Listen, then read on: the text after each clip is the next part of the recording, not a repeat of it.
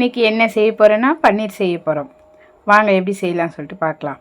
1 litre பால் வாங்கி நல்லா வடிகட்டி கேஸில் வச்சுட்டேன். ஏடு படியாமல் கிளறி விட்டுடலாம். அப்போ தான் நல்லாயிருக்கும்.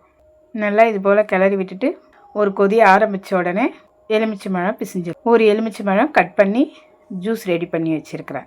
இப்போது பால் கொதிக்க ஆரம்பிக்குது. எலுமிச்சை பழம் பிசிஞ்சு வச்சுருந்ததை இப்போ ஊற்றிட்டேன். கிளறி விட்டுடலாம். இப்போ திரியாக ஆகுது பாருங்கள். இது போல் தான் நல்லா திரியாக வந்துடும்.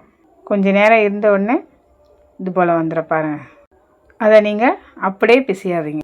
இது போல் ஒரு கப்பில் எலுமிச்சை பழம் பிசைஞ்சிட்டு கொஞ்சம் தண்ணி ஊற்றி வச்சுக்கோங்க. நல்லா பன்னீர் திரிஞ்சு வந்துடுச்சு பாருங்கள்.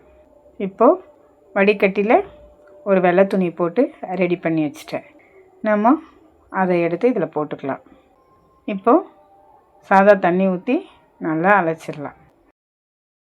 2 வாட்டி நல்லா அலசினீங்கன்னா அந்த புளிப்பு தன்மைலாம் போயிடும்.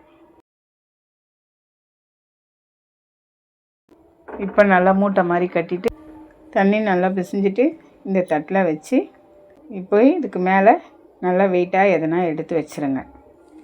நல்லா அழுத்தி சுருக்கம் இல்லாமல் பன்னீர் பார்க்கும்போது, அதனால் இது போல் மடிச்சிட்டேன். இது போல் டைட்டாக அழுத்தி வைங்க. வெயிட்டானது அது மேலே வச்சிங்கன்னா இது போல் சூப்பரான பன்னீர் ரெடி ஆகிடும். 4 மணி நேரம் கழித்து எடுத்திங்கன்னா இது போல் சாப்பிட்டா நல்லா இருக்குங்களே. இந்த வீடியோ உங்களுக்கு பிடிச்சிருந்ததுன்னா லைக் பண்ணுங்கள், கமெண்ட் பண்ணுங்கள், ஷேர் பண்ணுங்கள்.